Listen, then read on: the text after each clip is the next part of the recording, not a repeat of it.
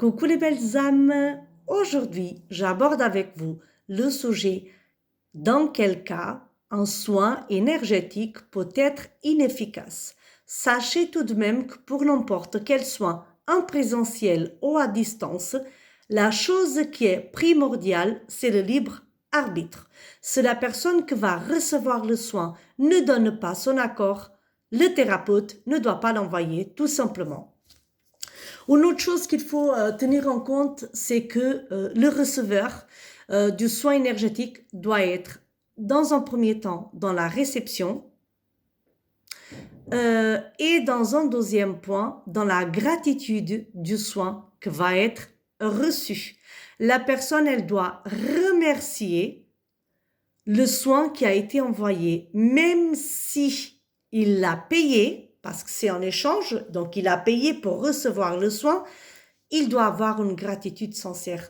S'il n'y a pas de gratitude, les êtres d'amour et pour lumière, ils peuvent tout simplement refuser le soin, l'annuler à tout instant, en sachant qu'un soin énergétique ne va pas agir que seulement sur le moment que le receveur va le réceptionner. Je tiens à aborder un autre point, c'est qu'en fait, quelqu'un qui reçoit un soin, peu importe les problèmes, la problématique que la personne elle traverse, il peut avoir donc une crise de guérison. C'est-à-dire que la personne pendant quelques heures, quelques jours, donc 2-3 jours maximum normalement, que les symptômes initiaux s'empire pour que la personne ait des prises de conscience. Donc, les choses, elles vont remonter à la surface.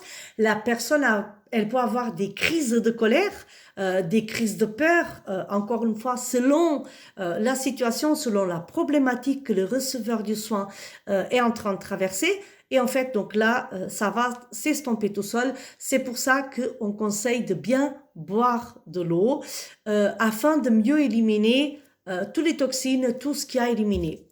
Donc voilà, n'hésitez pas à me poser des questions si vous avez des questions et n'hésitez pas surtout à être dans la gratitude pour tout ce que vous recevez à chaque jour. Namasté les belles âmes!